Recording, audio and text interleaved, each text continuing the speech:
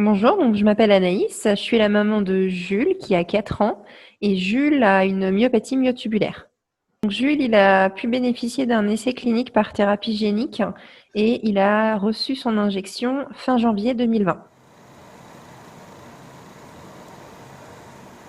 Dina mama? Oui, dina. Jules est né à 7 mois de grossesse. À la naissance, il n'a pas pleuré comme le font tous les bébés normaux, même légèrement prématurés. Donc, il a été tout de suite emmené en réanimation néonatale. Il a été intubé. Il n'y avait pas de réaction. Il était complètement mou, en fait. Il était complètement hypotonique. C'était une vraie poupée de chiffon. Il ouvrait pas les yeux, il bougeait très peu ses membres. Enfin, c'était vraiment minimaliste. Quand on a été reçu par les médecins pour nous annoncer donc la maladie qui avait été trouvée, ça a été très compliqué parce qu'on nous a annoncé une espérance de vie de 1 an. On a eu un tableau très très sombre. Au moment où on nous a annoncé la maladie, il y a eu forcément le choc. On a été très triste, on a pleuré toute la nuit. On a fait nos recherches. On s'est rendu compte que cette maladie, elle était très très peu connue, qu'elle était quand même très rare. Et on est tombé sur l'Institut Emotion. Donc on les a contactés par mail. Ils nous ont expliqué qu'effectivement, il y avait des recherches en cours, que peut-être dans les années à venir, il y aurait un essai clinique à s'ouvrir, voire deux, mais que voilà, pour l'instant, il n'y avait rien de figé. Il avait 1 an et demi, Jules, quand on a commencé à vraiment parler d'essais cliniques concrets qui pourraient voir le jour sous peu. On sait que le temps paraît court pour certains, mais pour nous, c'est très long. On ne sait pas si notre enfant va passer l'hiver.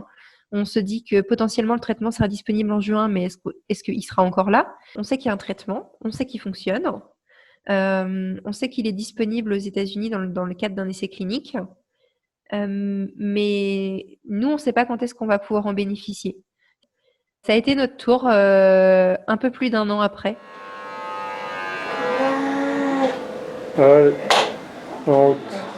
Jules, il a reçu son injection fin janvier 2020 à Paris. C'est fini, choupi. Ça paraît tout petit par rapport à ce que ça peut apporter derrière. C'est une seule injection qu'il a reçue en intraveineux. Donc, il est resté quelques jours en observation à l'hôpital et on a pu ensuite le ramener à la maison.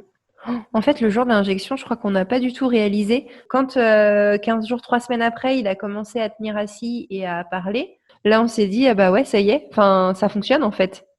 Fais voir, chaton. Waouh. Tout seul. On s'attendait pas à ce que ça fonctionne aussi vite et aussi fort, c'est-à-dire qu'il a fait énormément de progrès en très très peu de temps. Avant le traitement, déjà, moi, je pouvais pas travailler parce que Jules, c'était une surveillance 24 heures sur 24. C'était impossible de le confier à une tierce personne, sinon il fallait former cette tierce personne aux gestes de premier secours sur tout ce qui est trachéotomie. Donc, il faut aussi que la personne soit OK pour le faire. C'est pas un geste anodin, c'est un geste infirmier, c'est pas pour rien. Jules, il pouvait pas tenir assis, donc il était allongé sur un canapé ou sur un tapis à longueur de journée. En termes de jeu, on était très limité parce qu'il avait pas de force dans ses bras, donc rien que soulever un hochet, c'était compliqué. Les sorties extérieures, c'était aussi très limité parce qu'il était super fragile. C'était des aspirations régulières, puisque comme il déglutissait pas sa salive, il fallait bien le faire pour lui. Nous, on se rend pas compte, mais je pense qu'on doit faire des dizaines de déglutitions à l'heure. Lui, il fallait le faire de manière mécanique, donc c'était ça le jour, la nuit, voilà, 24h24. Jules, aujourd'hui, on est, je pense, à quasiment 9 mois post-injection. Donc on ne l'aspire plus du tout, c'est-à-dire qu'il a acquis la déglutition, il gère sa salive tout seul. Il arrive à s'alimenter par voie orale. Qu'est-ce qui a changé? On n'a plus de ventilation mécanique la journée et on a eu le feu vert pour arrêter la ventilation mécanique la nuit aussi. Donc on sera sur un arrêt complet de la ventilation. Au niveau moteur, il tient assis sans problème et on est en train de travailler la tenue debout avec la kiné. Allez, allez, pousse, allez, allez, allez, allez, allez, allez, allez, allez, pousse, allez, pousse, pousse, pousse, pousse, pousse, pousse, pousse, allez, allez, encore, allez, encore, les mains en l'air, Jules, lève les mains, lève les mains, lève les mains, allez, allez, ah, bien. En fait, avant l'injection, Jules, il savait pas qu'il avait des jambes. Ça n'existait pas pour lui. Je pense qu'il avait pas, il réalisait pas en fait qu'il avait une partie inférieure au niveau de son corps, ses jambes, tout ça, c'était comme mort en fait. Et depuis qu'il a son injection, il a même des courbatures le soir, tellement il se sert du bas de son corps. Qu'est-ce qui a changé d'autre? Il parle beaucoup, beaucoup, toujours. Je pense qu'il a emmagasiné à peu près 3 ans et demi de paroles et que maintenant il commence à tout rattraper. Avant, il ne pouvait pas parler, il n'avait pas la force de déclencher ses cordes vocales. Aujourd'hui, il discute avec ses copains. Enfin voilà, il nous raconte sa journée, on sait comment ça s'est passé, on sait qui sont les copains, les copines. Les progrès qu'il fait, on a l'impression en fait qu'il les vit à 100 à l'heure. C'est-à-dire que avant, il était comme enfermé dans son corps, prisonnier. Et là, il est passé d'un état neutre à un état complètement euphorique. C'est plus, plus, plus. C'est-à-dire que tout ce qu'il vit, il le vit comme si c'était la première fois. Enfin, mais c'est sa première fois en même temps. Donc voilà, c'est une découverte. Tout est une découverte.